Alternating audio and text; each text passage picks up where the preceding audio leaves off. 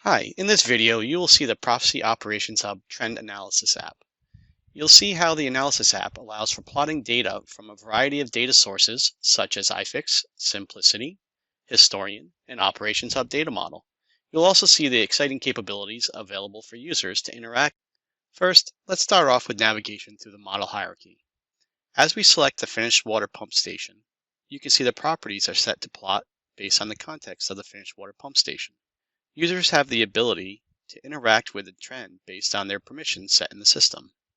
We're going to modify the properties that are currently plotted. We'll simply remove the items that are not of interest and add the items from the appropriate sources that are of interest. We allow for browsing of the sources that were configured in Prophecy Operations Hub.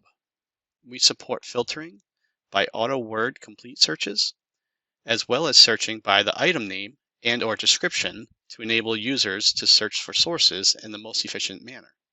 Once we select the item, it is then added to the trend. It's really that simple. The same sequence is used to plot from other sources.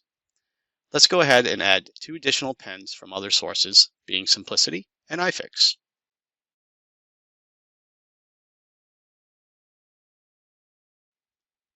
Great. Now that we have the pens defined, we can modify the properties of the pens.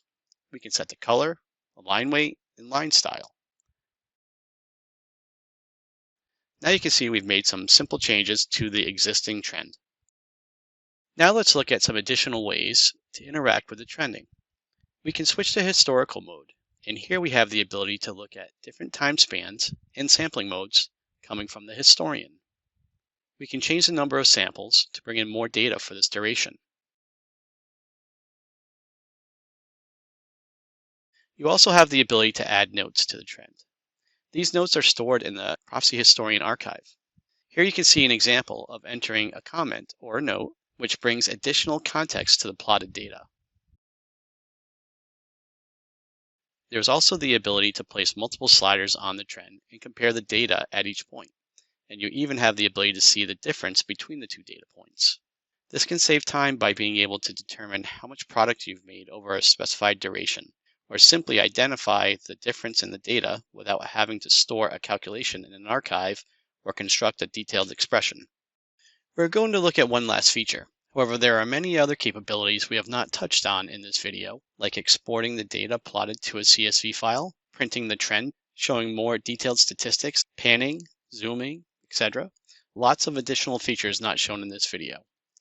The last feature in this video shows how users can save and access different trends that are pre-configured. This allows users to easily access additional data sets and time periods with a single click.